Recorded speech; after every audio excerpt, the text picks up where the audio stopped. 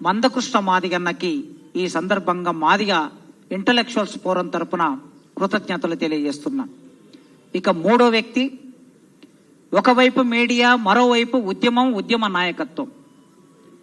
ఎంత ఉద్యమం చేసినా ఆ ఉద్యమాన్ని ఎక్కడో ఒక చోట లాజికల్ ముగింపు పలకవలసింది ప్రభుత్వమే. అది కేంద్ర ప్రభుత్వమైనా రాష్ట్ర ప్రభుత్వమైనా తార్కికమైన ముగింపు పలకాలి. ఆ తార్కికమైన ముగింపు పలకాలంటే చట్టసభలే ఆ పని చేయాలి. ఆ నేపథ్యంలో ఇప్పటి వరకు మాదిగల ఓట్లని అనేక పార్టీలు, అనేక మంది ముఖ్యమంత్రులు తమ రాజకీయ ప్రయోజనాల కోసం వాడుకున్నారు.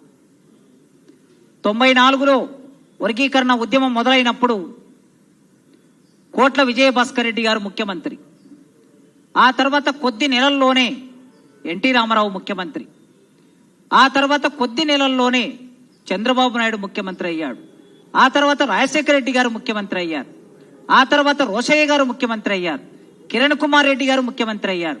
ఆ తర్వాత కేసీఆర్ గారు ముఖ్యమంత్రి అయ్యారు. ఇప్పుడు రేవంత్ రెడ్డి గారు ముఖ్యమంత్రి అయ్యారు. ఇట్లా ఈ వరుసలో 1/2 డజనుకు పైగా ముఖ్యమంత్రులు అయ్యారు.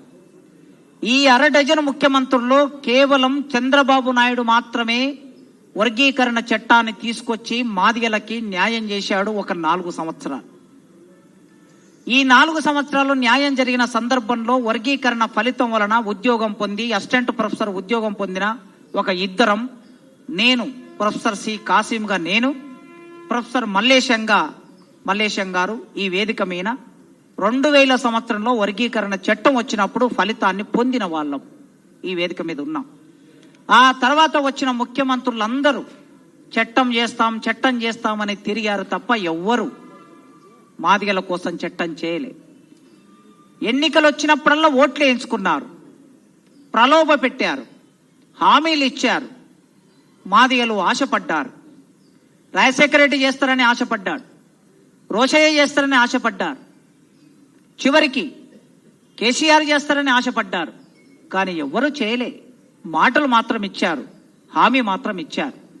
కానీ ఆనాటి నుంచి నాకు తెలిసి కనీసం 2005-06 నుంచి రేవంత్ రెడ్డి గారు మాదిగ ఉద్యమం పట్ల సానుభూతితో ఉన్నాడు.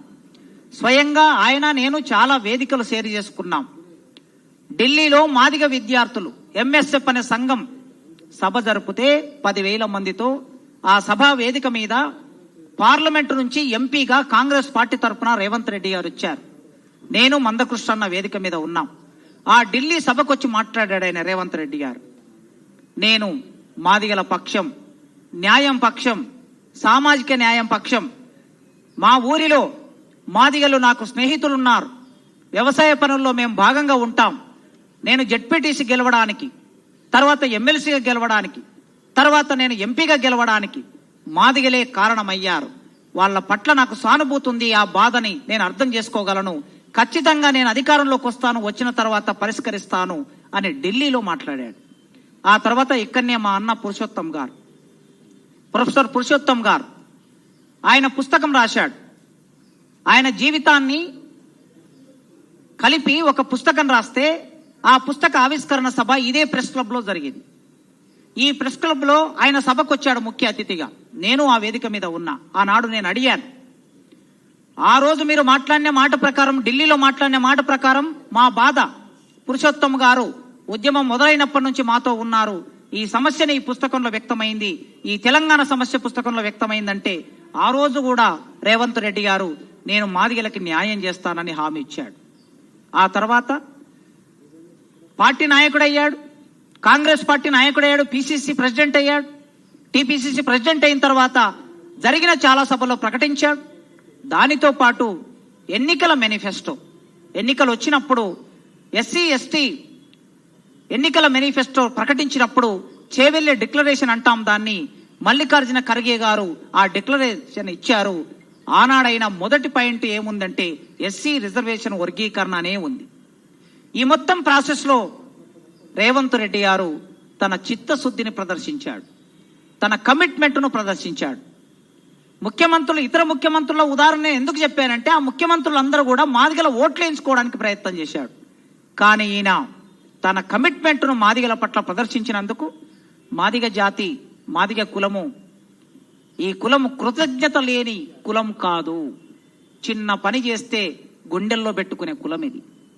చంద్రబాబు నాయుడు వర్గీకరణ చేస్తే 10 సంవత్సరాలు ఆయనను ముఖ్యమంత్రిగా నిలబెట్టింది మాదిగలే. అందుకోసం ఎవరైనా సరే కృతజ్ఞత లేని వాళ్ళు అని అనుకునే ప్రమాదం ఉందని నేను ఈ విషయం అంతా చెప్తున్నా. రేవంత్ రెడ్డి గారి ప్రభుత్వ విధానాలలో సందర్భం వచ్చినప్పుడు నేను భిన్నాభిప్రాయాలు వ్యక్తం చేస్తా. వారు విద్యారంగంలో, పారిశ్రామిక రంగంలో, వ్యవసాయ రంగంలో, ప్రభుత్వ విధానాల్లో తీసుకున్న నిర్ణయాల్లో లోపాలని నేను వేరే వేరే సందర్భాల్లో మాట్లాడతా. ఖచ్చితంగా నేను వ్యతిరేకిస్తా. కానీ ఈ పర్టికులర్ సందర్భంలో ఈ ఉద్యమంతో నేను 30 ఏళ్లుగా ఉన్నాను.